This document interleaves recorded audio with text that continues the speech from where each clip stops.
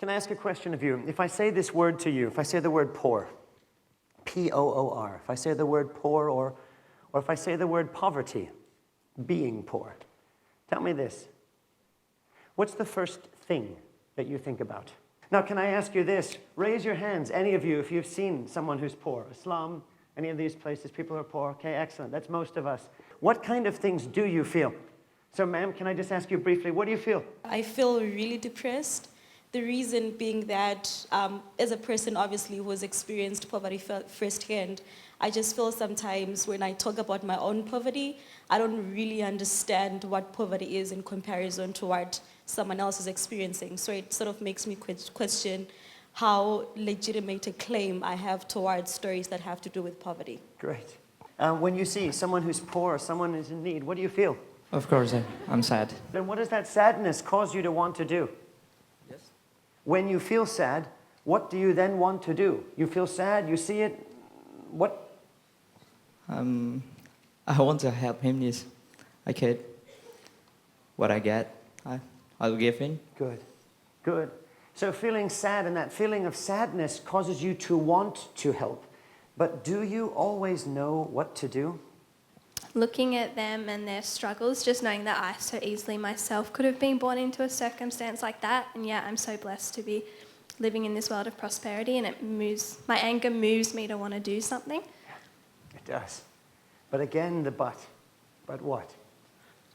But it's hard to know how little me can make a big difference that really counts. When you see people in need, what do you feel? What kind of things run through your soul?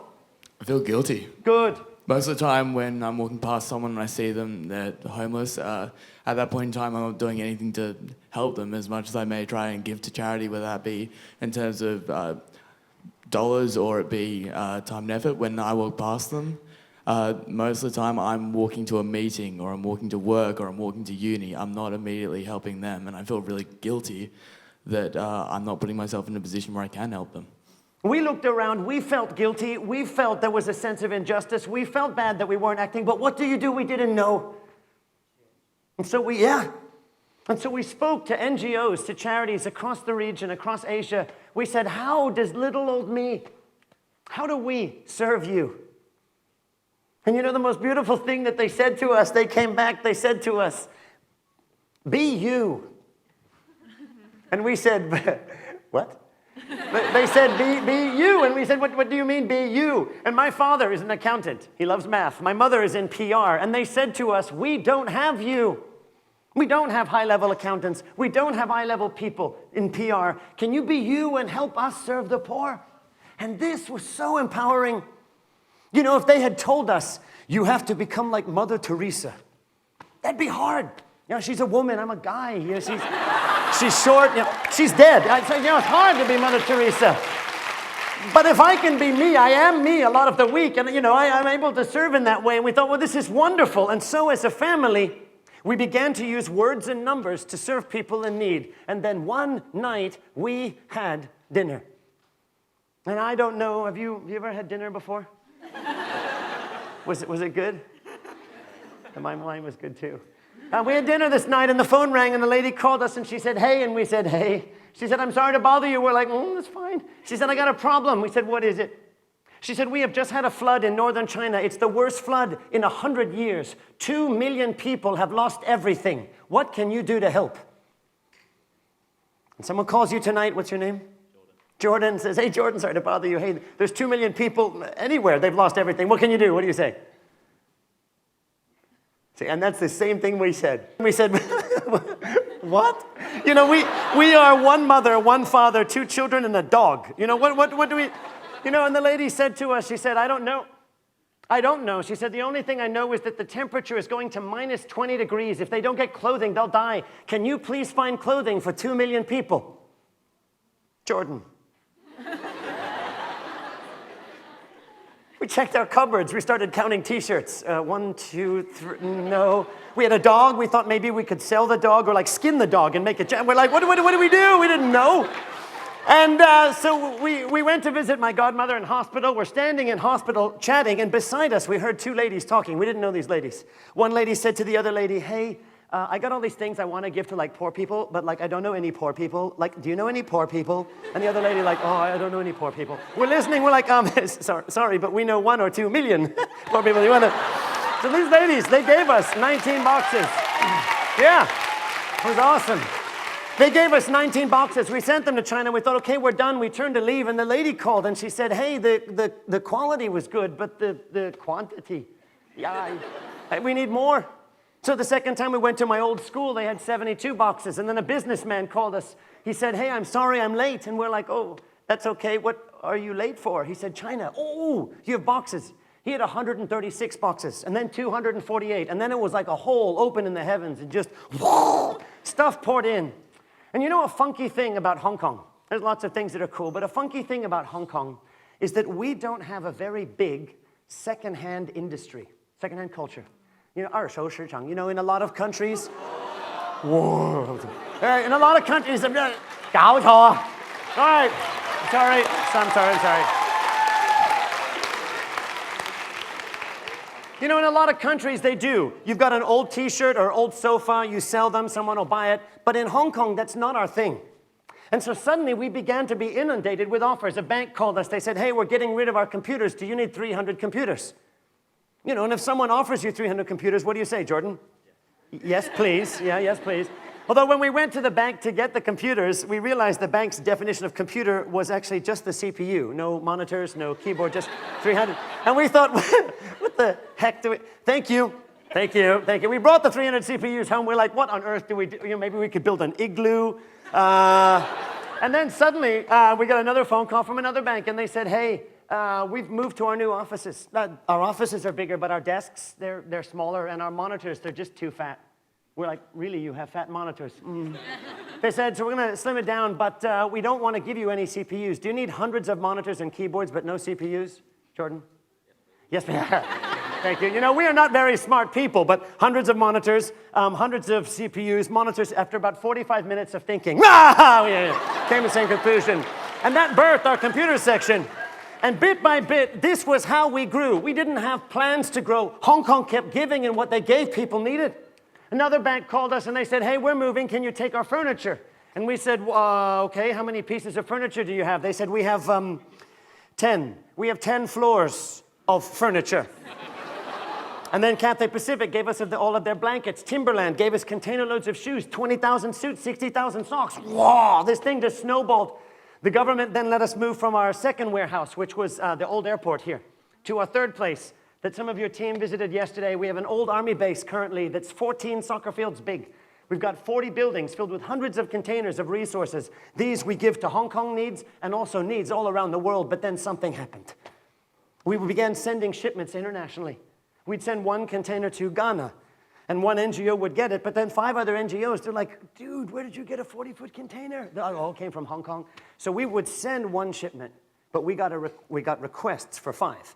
So we sent another shipment, multiple requests, another shipment, multiple requests, and we ended up with 800 orders from 100 countries around the world.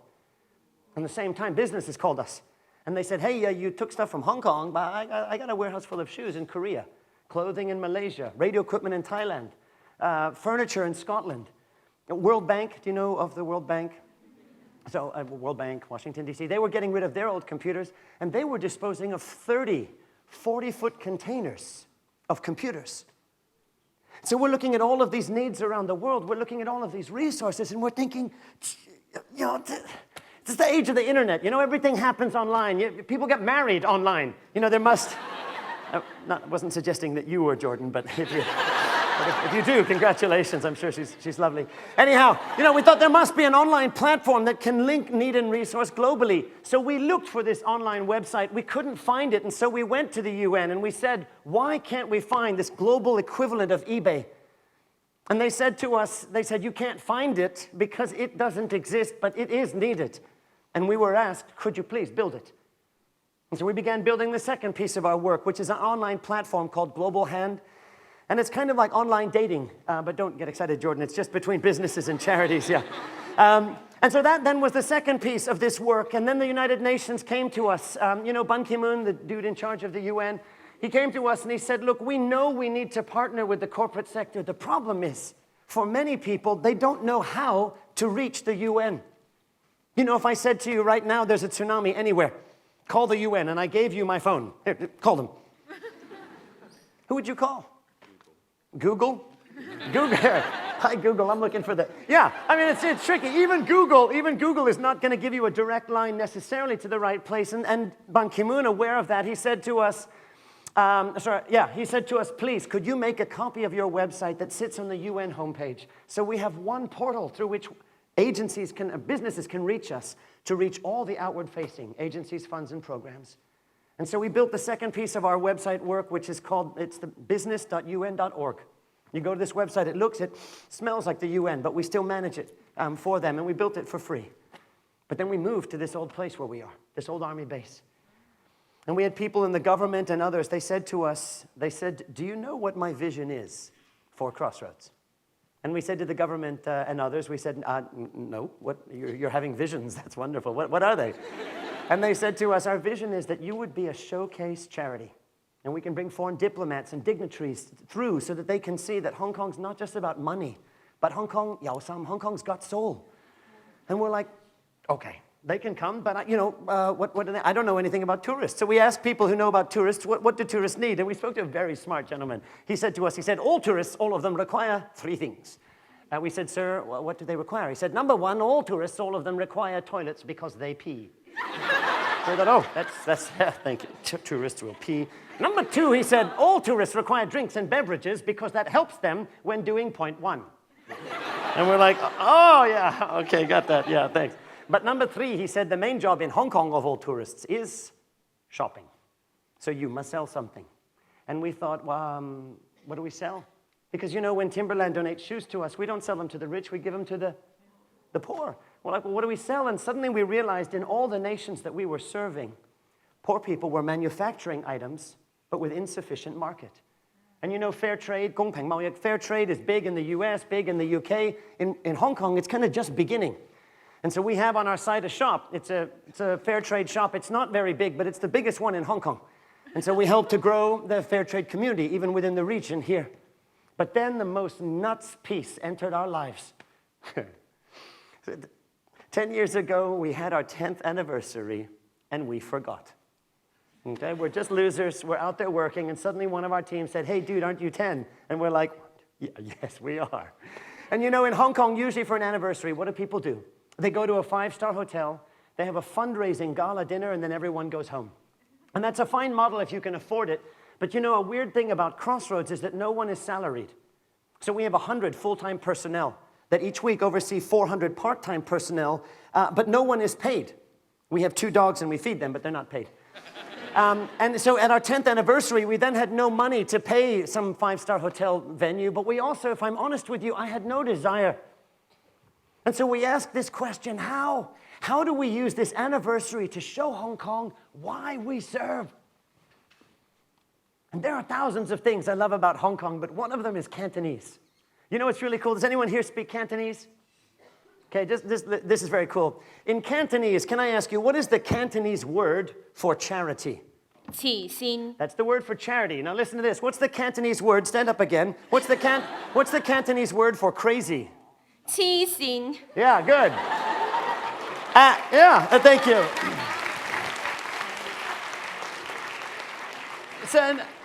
And so the word for charity, 慈善, and the word for crazy, 慈善, are very similar, and that is great because we are a 慈善機構. We are a crazy place.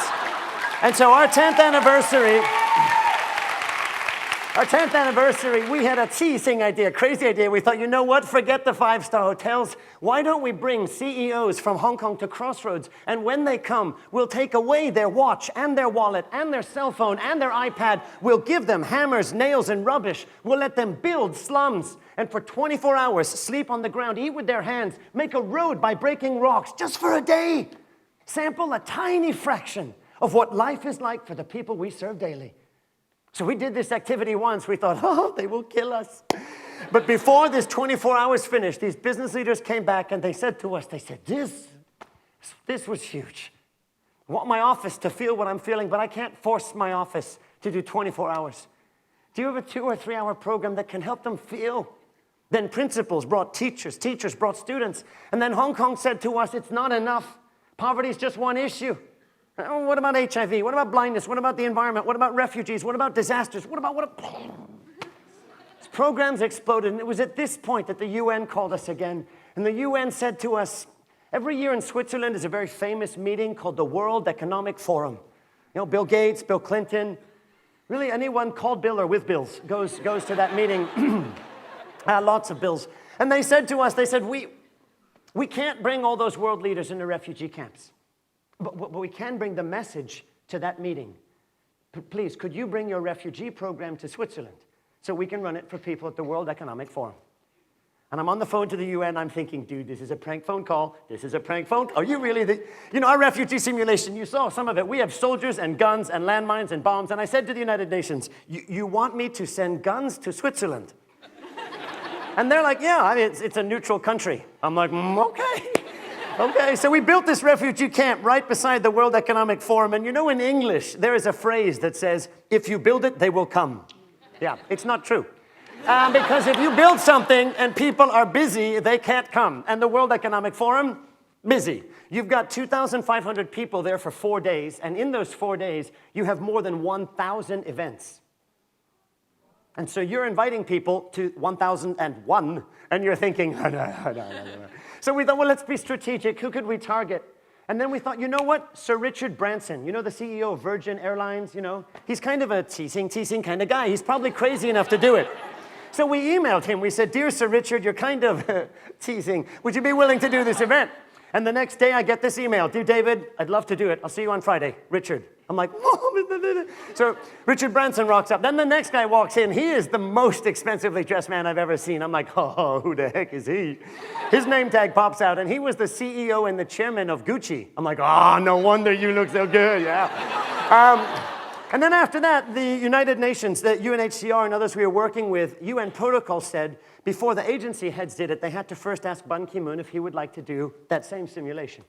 And they said to us, would you mind if we ask Ban Ki-moon if he'd like to come? And I'm like, he will not say yes. So sure, go ahead, ask him. And I don't know what blackmail occurred. But something amazing happened because his office came back and they said, we would be deeply, deeply honored. And so Ban Ki-moon and his wife arrived to do that program. And when Ban Ki-moon arrived, I learned 2 things quickly. And the first is that I truly don't envy that man's schedule. You know, that guy's life during these moments is divided into units of 3 minutes. His whole life in units of 3 minutes, and he was able to give us 6 3 minutes. But the other thing I learned is that he doesn't always know where he's going, right? He gets into a black car, a lady with a clipboard leans over, a convoy of other black cars, they drive somewhere, and here's the lady says to him, sir, next event, key talking points, don't say this, do say this, call him His Excellency, Highness, Sir, Royal, He gets out in this politically correct daze, and he walked in, and we found out later he thought he was coming to a talk about refugees. And then he entered that. And so he's sitting there in the briefing room, and it's full cast, full sound, and please, my people, hurry, the rebels are coming, you must get to the border. And Ban Ki-moon is looking there with his wife, and suddenly, explosion, guns, hand grenades thrown in, bang, and Ban Ki-moon is lying on the ground, just lying on the ground.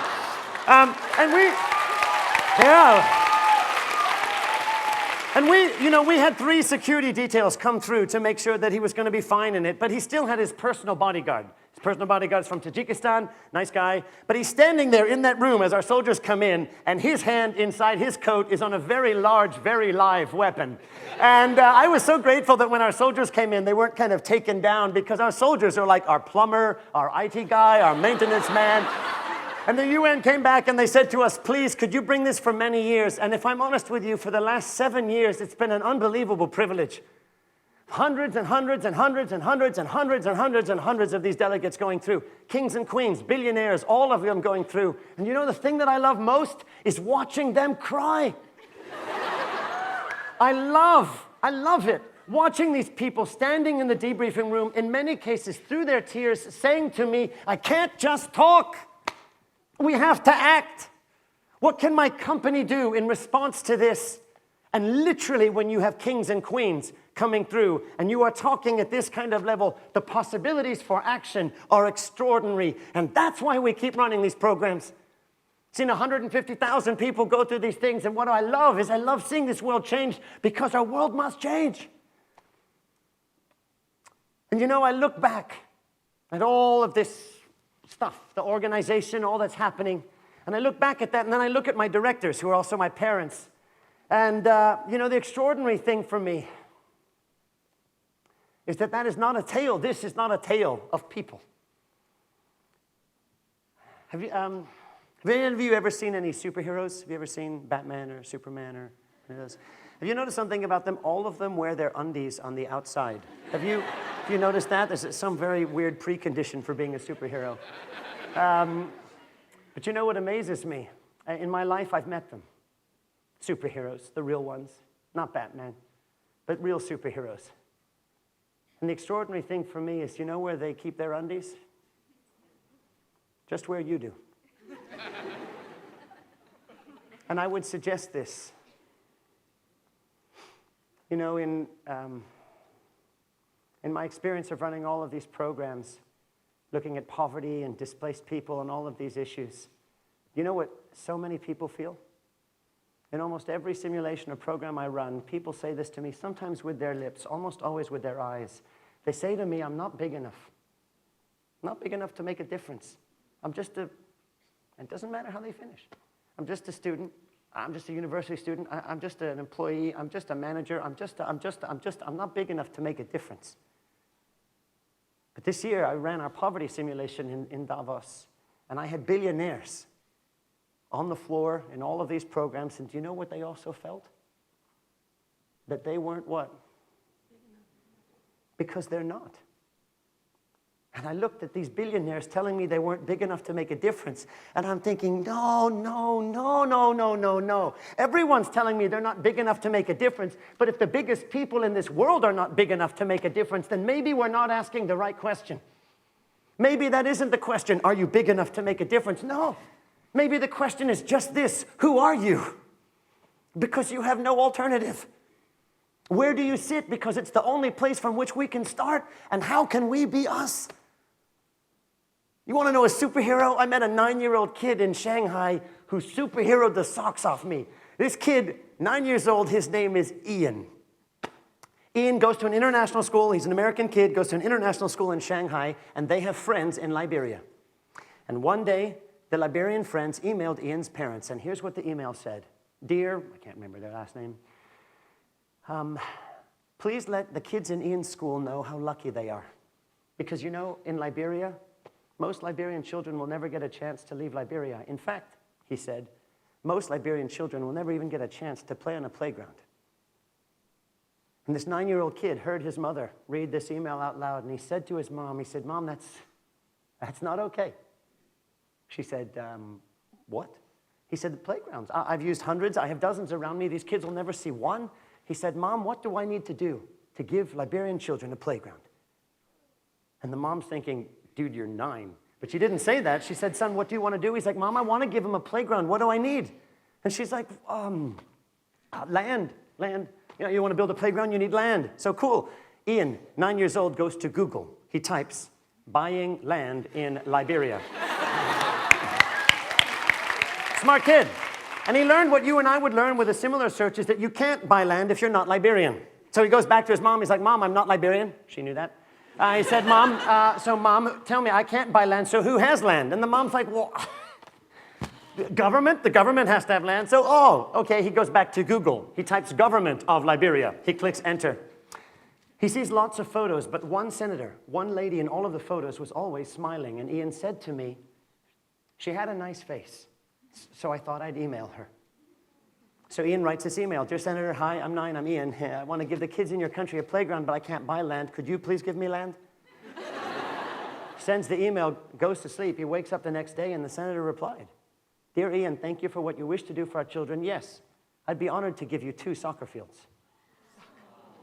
Ian, seriously, go Ian. Problem. 9-year-old kid now owns 2 acres in Liberia, and he still needs a playground, so he returned to Google. And he sits there on Google, and he's typing playground for children in Africa. And he finds a lot of companies that fix old playgrounds and send them to people in need. He likes one of them. There's a phone number. He remembers his mom can use Skype to make phone calls. Dials Skype out. The CEO, traveling in Haiti, answers the phone. Ian, 9. Hey, I'm 9. I'm Ian. Hey, I'd like to give kids in Liberia a playground. Can you give me a playground? And the man says, no, but I can give you some options. Choose the one you want, and we'll see if you can afford it. So Ian and his best friend Sam, they found the best playground imaginable. 2-story slide, a zip line. That's the one we want to give them, sir. How much is that playground? And the CEO said, to pack, to ship, to build everything over there, whole thing, $50,000 US plus $9,000 for food that we stick in there, $59,000 US. 9-year-old Ian on the phone says, okay. And he goes back to his 3rd grade class and he tells them what he's going to do. He tells his classmates what he's going to do. He tells their parents what he's going to do. He tells more teachers, more kids, more classmates, more parents. He sells cards and cookies. And 4 months later, that playground's going to Liberia. Ian, Sam, and their mothers are going to Liberia. There's an opening celebration. The smiling senator, she's there. The vice president of Liberia was there. 2,000 kids were there. And a plan was there for playgrounds to be made in every district across Liberia. And Ian is now working on medical clinics in schools. He's 11.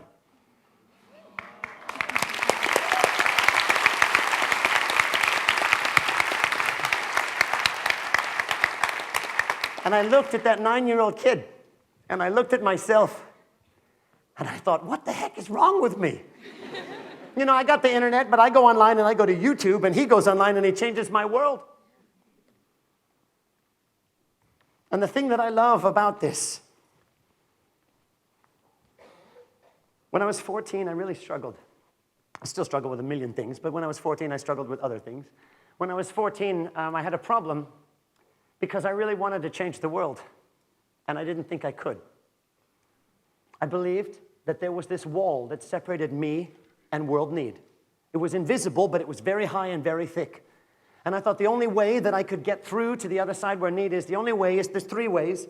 The UN somehow seems to be big enough to scale it. Doctors somehow have a weird door that goes through it, and Mother Teresa was short enough to go under it. But no one else can cross this wall, and I thought, you know, when I can't. And then one night I was, when I was at university, not at the age of 14, when I was at university, my roommate, extraordinarily cool guy, a Palestinian guy, and he said to me one night, we were having dinner in the States, and he said, do you know where terrorism comes from? And I said to him, no. He said, I'll tell you. He said, most 18-year-old people you meet, they don't want to kill themselves. What do they want? They want what we all want. Life and security and opportunity. But if you systematically remove hope and opportunity from a people, you create desperation that results in terrorism. And he said in his context, where he lived, there was 80% unemployment. And he said, tourists aren't coming to where we are, but if tourists won't come, I'm going to buy from the tourists and sell it to where tourists are going. And I began in his eyes to see a glint of how business done well can transform a community. My next roommate that I had was from Ukraine, and he was a lawyer studying law because in his soul there was a sense that this world was unjust and somehow it needed legal representation to make a difference. And the more I met with individuals, the more I realized that there is no job, there is no skill, there is no place, position in life that can't be used to break this cycle if the desire and the resolve is there.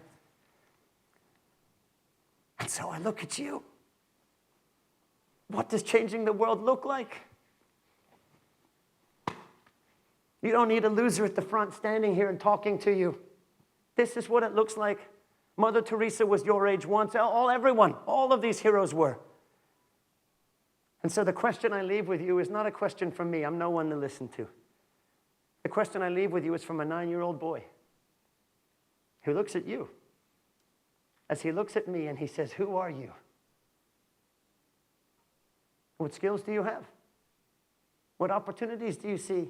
What needs are around you?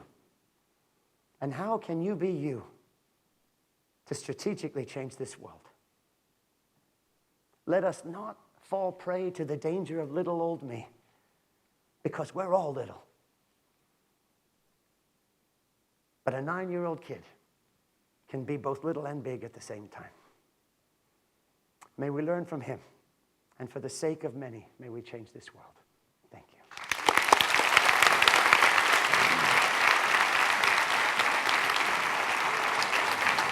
Oh, no.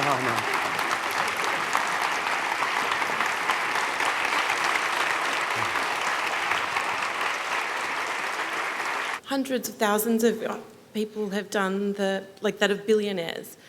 But why are there still 51 million people displaced? Where's the change from those billionaires? I don't know if there's anyone in this room from Syria. But solving problems, solving causes is part of, but not the only part of addressing need. 51 million people are displaced and they have immediate needs, but there are also very large problems that are causing those needs.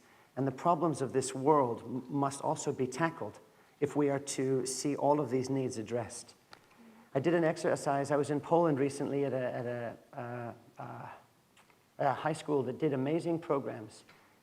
And the kids were studying Rwanda and genocide and Bosnia and the Balkans and all sorts of things.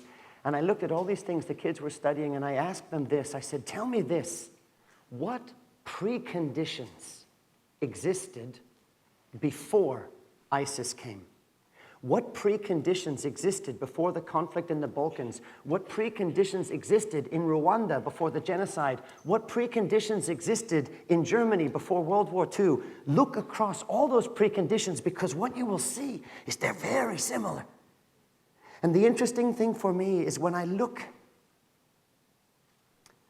at the world, and you think, what's the war that we're fighting? ISIS, if you will, is a tree that has grown in the soil of those preconditions. Poverty, desperation, unemployment, ignorance, all these kinds of things. Within that soil has grown a tree that in one place looks like ISIS.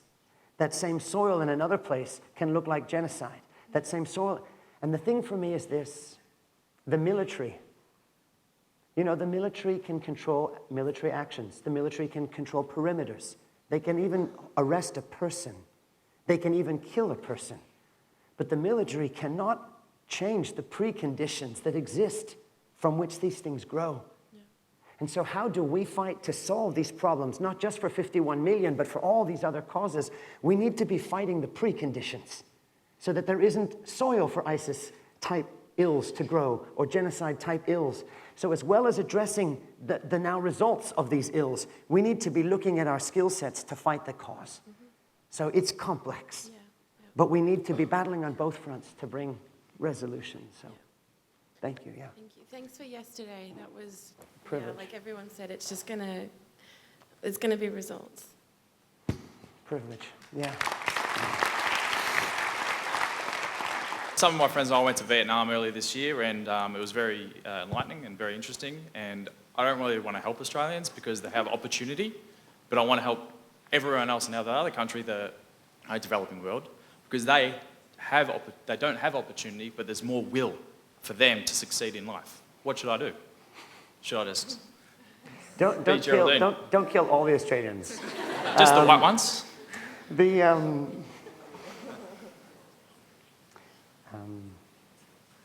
It's a question that I wrestle with because I share the same passport as you.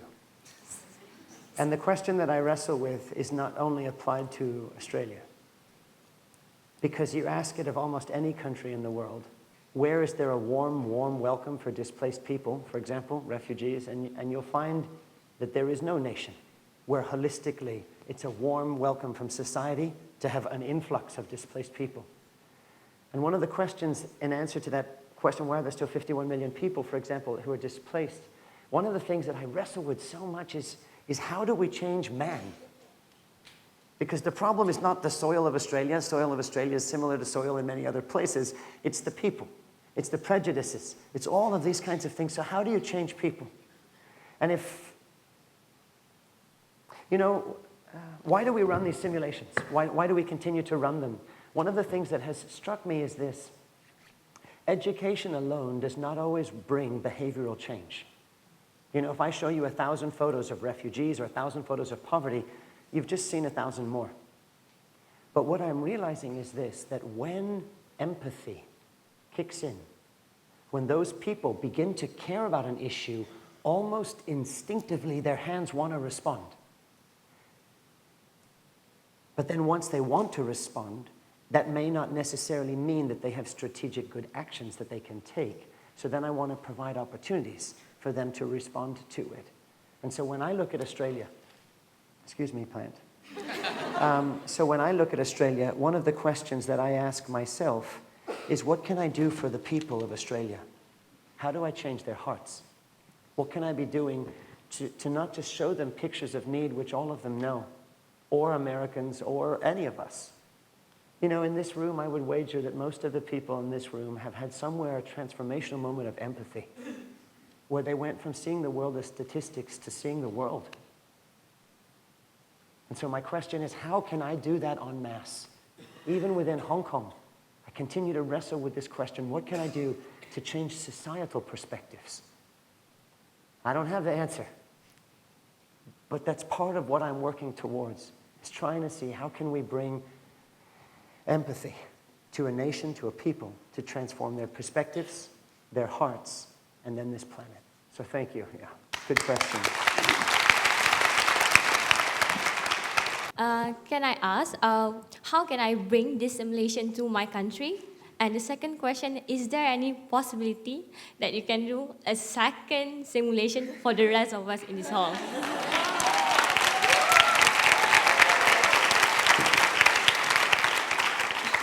I'll say Mr. Kim, wherever he is, he fought very, very, very, very hard to try and get everyone to come and do it. The problem was not willingness, the problem is my floor. My floor can only hold 100 people. And so I couldn't have this number in that experience. If you would be interested in doing it and are around, they have all the contact details that you would need to reach us. And we would happily, if you're even coming through Hong Kong again, would happily try and book you into another one of these programs. Does this simulation travel? It can, but it's not very easy. It's like bringing a large production. And so I would suggest, if you have a particular occasion that you're thinking of, just again, send us an email, and I'm happy to explore what we could do to try and strategically impact hearts in your country too. So thank you. You said that you have about 600 employees? We have 100 full-time personnel, and we have about 400 part-time each week that serve. And none of them draw a salary? No. How do you eat? How do you... So before the financial crisis, bank robbery was a good way to get money, but we never availed ourselves of it. In fact, before this work started, we tried to run a business and our charity at the same time. But the reality was that we spent all of our time in our business, but all of our heart was in our charity. And so our board said to us, it's not a model that's getting the poor served. What do we change? And then we realized in a lot of countries around the world, there are kids, for example, who go to school, but they're sponsored to go to school for a year. And we thought maybe our volunteers, before they come, could be sponsored, could seek sponsorship in the local community, a Rotary Club, a Lions Club, someone could sponsor them for a month or a year or whatever. We have people that have been there dozens of years, or at least a dozen years, on this model. And it doesn't mean that you have a large bank account, but each month it's enough. And I got toothpaste, and for your sake, I have deodorant and a few other things. So step by step, but it's an unusual model globally. But I'll say this, whether your staff are paid or unpaid in charities that you set up in the future, a really key thing is this: why? Help them remember why they're serving. Because any charity that you start, any work that you do, the greatest danger that I think you will face is that you will go from seeing why you're working to just what you have to do. And the what is not envisioning. I am not serving at Crossroads because I like containers. I'm not serving at Crossroads because I like stacking boxes. I do like stacking boxes, but that's not why I'm there. I'm there because I want to see the poor served. I want to see the poor cared for. But whether the person who's working with you is answering phones or writing emails, help them continually to remember why they're there, because it's the why that will keep them, not their love for email. As a person who witnessed different phases of poverty all over the world, what do you think are the top major causes of poverty? Do you think overpopulation can really be a serious cause of poverty? And my second question is, how do you address the organizations who use the poor people as subjects of research, but not actually addressing their basic needs? Causes, overpopulation, and charities. Someone asked, I was sharing this with you just at the back. Someone asked me at Hong Kong U the other day if I believed it was possible to see poverty alleviated in our lifetime. And I said to this person, I'll give you two answers. And I said, the first answer is, if you asked me, does the world have enough resources to address poverty in our lifetime? Then I would say to you, yes, it does. The world has the resources. But if you ask me, will I see poverty alleviated in our day? I will say to you, no, I won't. But that's not stopping me from fighting for it. And I think underneath a lot of those preconditions that I shared, one thing that is common is man, people. Greed, power, all of these kinds of things, you will see that they are a source. So many of those things. What's the cause of poverty? If the world has all the resources and yet it's not being addressed, it must be that there are not sufficient people who are working towards addressing it. And I have a feeling too that there are some factors, particularly as they link to the environment and others, that are going to require sacrifices for all of us. You know, we are wasteful in large sectors of our society, creating havoc in others. So there are some large issues that in this room we grapple with. But boy, I take encouragement that with this kind of number of motivated practitioners or actors, that huge impact can occur. Population, I'll give you 1 minute, my personal reflection, DJ's reflection on population. A lot of people say birth control is a really good way to break the cycle of poverty. And I think birth control is not a bad way, but it's not on its own sufficient. Because the thing you always have to ask is, why does it occur? Why are there lots of people? And in a slum, for example, why must you have lots of kids? You must. Because of what? Survival rate, infant mortality rate is huge. In some places, like Haiti, in some parts of Haiti, pre the earthquake even, the infant mortality rate was so high that in some places, kids would not receive a name until they turned 5 years old. So many kids would die. And if you only have one kid and you're earning $1 a day and that kid dies, then you're in trouble. Also, if you're too old and you can't work, you need kids and they're your labor. But if you say to people, have fewer children, and then you provide maternity health so that less kids die, and then you provide jobs with higher per capita income, you have less children with the same income, or less children with more income, and then you begin to create a solution. In Hong Kong, do you know what the required maximum number of children is? Do you know the required maximum? No. Because there isn't one. And yet in Hong Kong, the average number of children per family is 0.73. And they don't even have a whole baby. It's just like 3/4 of the baby comes out. And it's not because there's a mandate to have one child. It's that there's no economic drivers or needs. And so if we're going to address population issues, look at the causes that create it, address the causes, and then I think you will find down the line solutions occur. And just, no organization in the whole world is perfect. There's not one. There's not one. Don't support stuff that's bad, but seek always to change stuff that can be towards good. So I'm sorry, it's a short answer, but we can chat more. Thank you very much. I'm from a country where most NGOs have actually come out because of the industrialization, so no more NGOs are actually in my country. And those NGOs that are trying to help us are going through quite a lot, and most people actually end up having to buy the stuff that you guys send to us. So do you have a program or a system in your NGO that actually allows all the stuff that you do donate, or the stuff that companies do donate to people, to actually reach to the people without having them buy the stuff? Because we have so many secondhand shops, so many secondhand markets, and you realize that most of these things are from charities. I actually go to one of the markets, and well, not because, oh my God, I've been to they them. have really nice things, I must say. I would say that it's a real problem everywhere. In Nepal, you send aid to Nepal. Who is it sent to? How is it handled? And how do you know all the stuff gets there? Haiti, Vanuatu, all of it's the same globally. One of the ways that we've bypassed this issue is that we don't send large bulk stuff just to need. So we don't send hundreds of containers to Haiti. We first find out who's on the ground. we work with that charity because we then determine their specific needs, their specific ability to clear customs. Then we ship specifically what they need, they distribute the need, and then we go through them and do all of the follow-up to the stuff reaching those in need. So we always partner with local people so that we can do both follow-up, vet the real needs, so we're not just sending assumed help, and then we do the follow-up through them. Oh, And so does that mean you only work with charities within that country?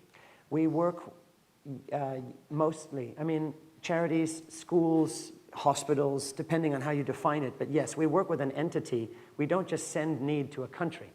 Send aid to a country. We send it to a specific group with accountability, verify that they're an NGO, all of those challenges. I just wanted to say to Australians who think that they can't help Australia, you don't have to be white to be an Australian.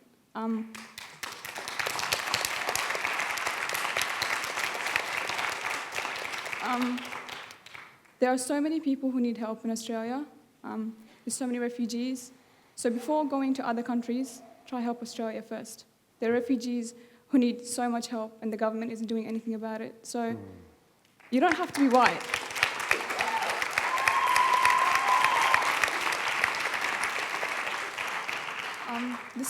My question is, my father was an asylum seeker, and I was a small girl in a village where I had to dress up as a boy so that I could have the same opportunities. And now I'm in Hong Kong, which is amazing. I don't know how I got here.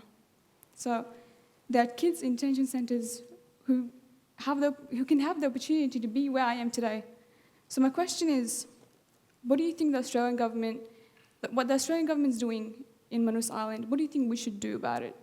Because we can't send them clothes. So what can we do to help them?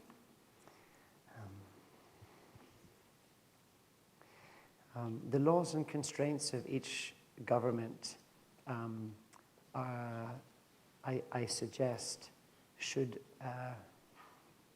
will govern what you can or can't do. But the question that's deeper than that for me is how do we change what is wrong? If the policies are wrong, how do we change the policies?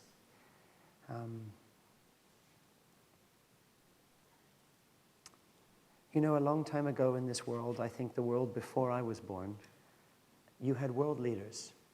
You had people who stood up and they said, my nation will do this, follow me. They were world leaders who really made decisions for the world.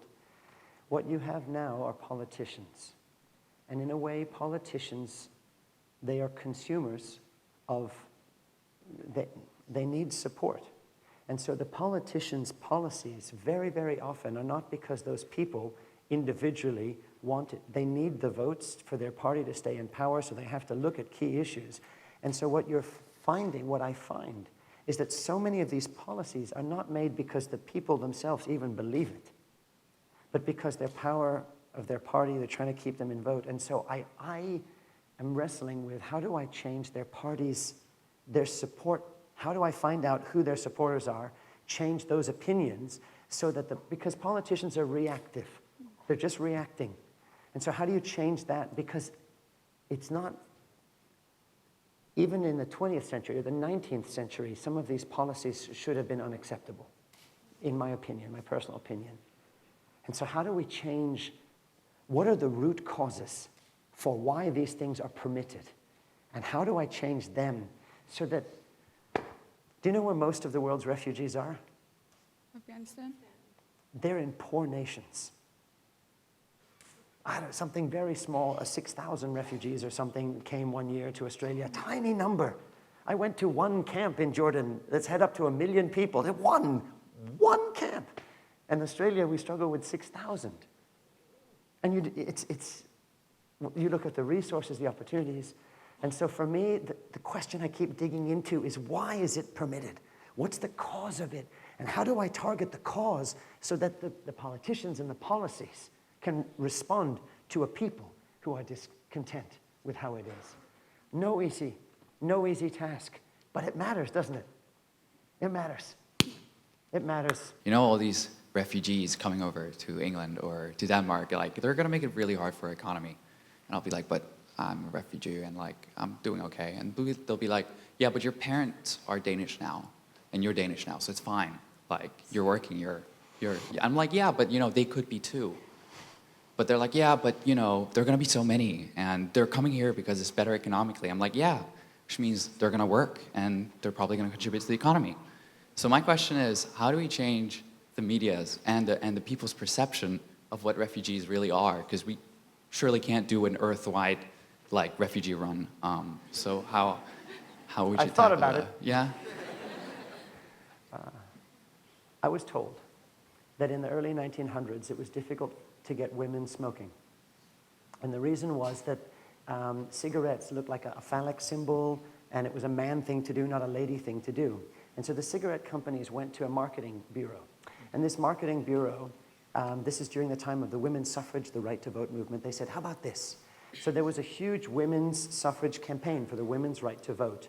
And what this man did is he hired women actors at the front to dress up as women's suffrage movers. And he called the media to the finish line. And so just as it rounded the corner, all of these actresses went to the front with the big posters, women need right to vote, women need right to vote. And they rounded the corner of the finish line of this march, and there was another paid male actor who was there. He was smoking. And he blew the smoke in defiance into the face of this woman. And then this lady, she took the cigarette from his mouth, inhaled it, blew it back in his face, and walked off with it. And there was a huge cheer. This thing was captured, and suddenly the perspective towards cigarettes for women was linked to a greater value, and now it became very, very trendy for ladies because it was a part of defiance and our rights and our right to vote. Cigarettes are bad for you.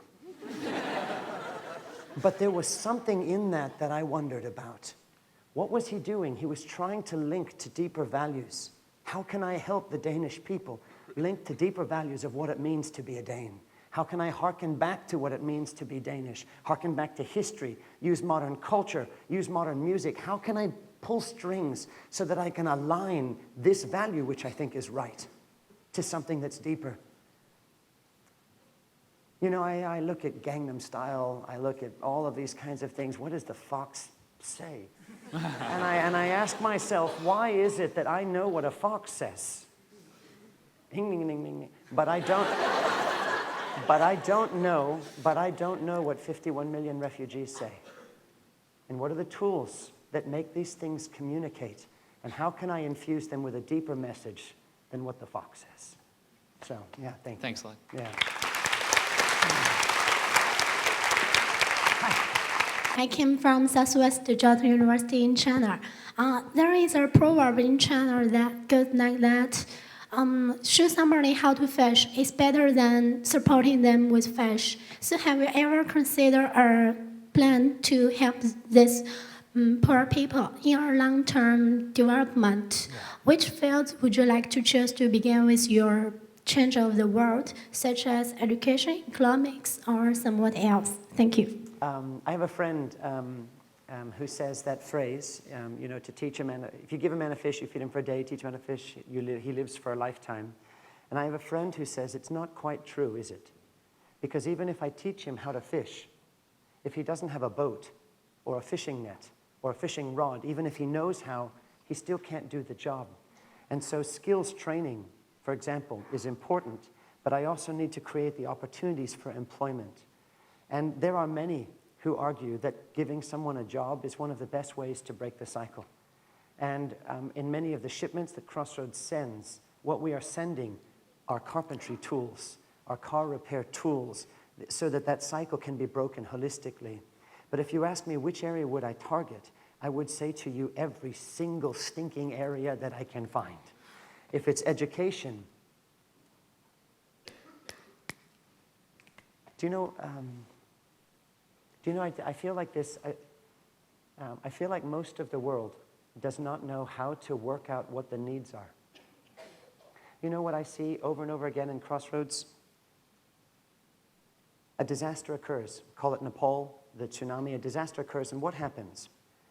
People see, they see it from their laptop, and they assume what the problem is. Then they assume what the solution is. Then they go fundraising for their assumption of the solution to their assumption of the problem, and then at the last stage they come to us, and what they offer is not a solution. You know, and so one of the things I wish we could do for businesses, for students, for everyone is to help people learn how to identify what the real need is. You know, because I have resources does not make me an expert on their need. They are the experts on their need. And the more time I spend with them, listening and hearing, the more I can see not the cobweb, but the spider, what's causing the problems. And then when I bring solutions, whether it's through education or employment or whatever, I'm fighting the spider, not just the cobwebs. And so for me, what area do I tackle? Any area. But I encourage strategic understanding of the need. Checking, is this really correct, what I'm thinking? Is the solution I'm going to bring, suggesting I'm bringing, is it going to work? And then from that, building out. So that we don't just give them a boat, but they have no water. But we've addressed that there's a river, there's fish, so they need to learn how to fish. Here are the tools. Let's empower them, scale it up, and then let them change their own world. So yeah, thank you very much. Yeah. Thank you. Yeah. Right, I think number one, this is the best session that we had so far. And number two, right, I think all of us knew that war is happening currently rampantly nowadays, right? And I think, for example, take a look what you had in Palestine and Israel, right? I think war seems endless, and this is not just about religion. We think this is all about humanity. We see a lot of children dies, we see lots of women dies, and we think this is very, very bad. But having said that, we also take a look on how we think that United Nations can't really change this much, and also take a look on how the public international law that can't really change this as well. Like we have a lot of ICCPR, for example, talking about the civil and political rights. We have ICACR talking about the social rights, but these things can really never be changed, and we see still lots of people dies.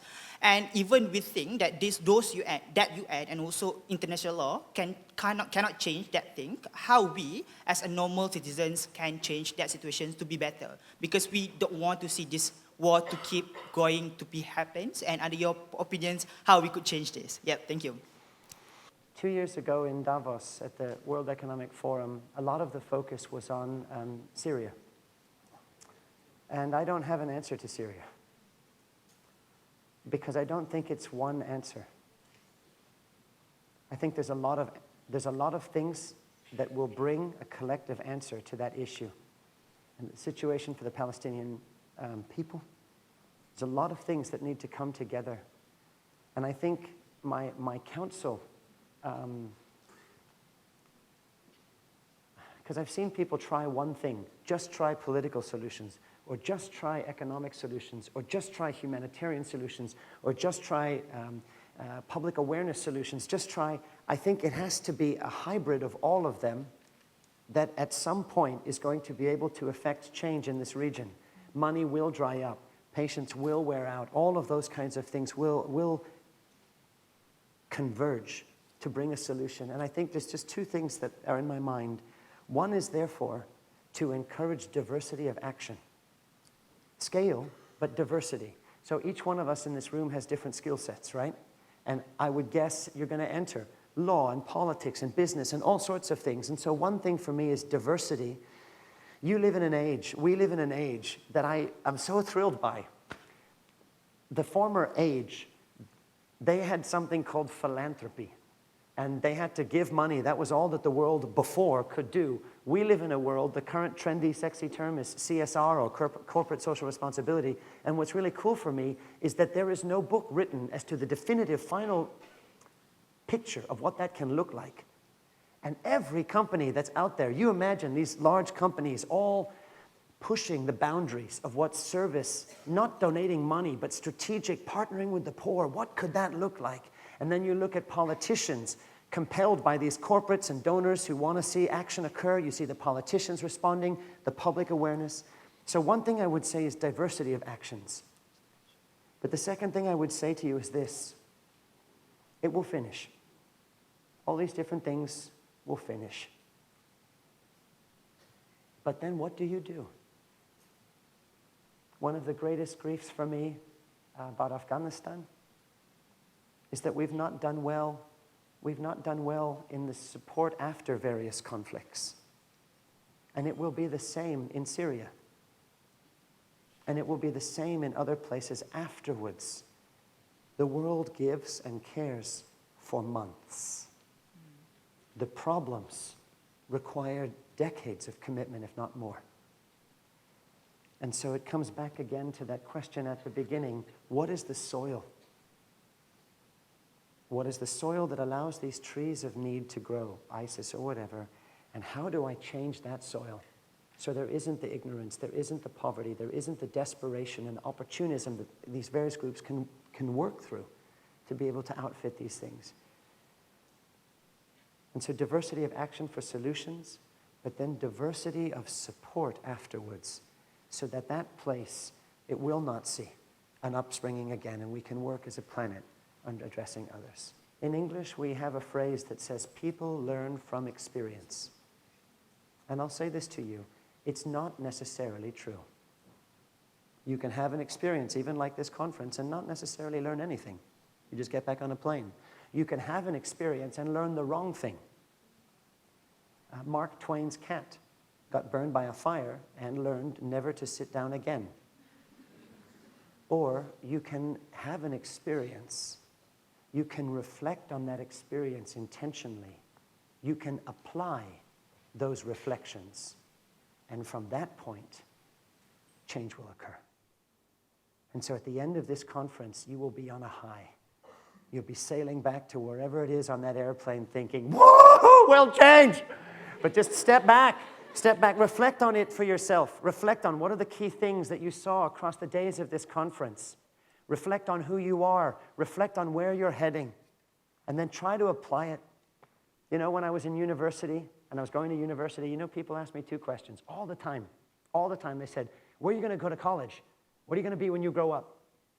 And you know what almost nobody asked me? Almost no one asked me why. Why do you want to go to that college? Why do you want to do that job? So ladies and gentlemen, may this conference be a kick-butt success, because we have a world that needs you. Thank you for letting me be here too. Ms. Janice Leong, the Regional Director for Humanitarian Affairs Asia, to present you a token of appreciation. Thank you. A teddy bear. Oh, that's so sweet. Oh, no.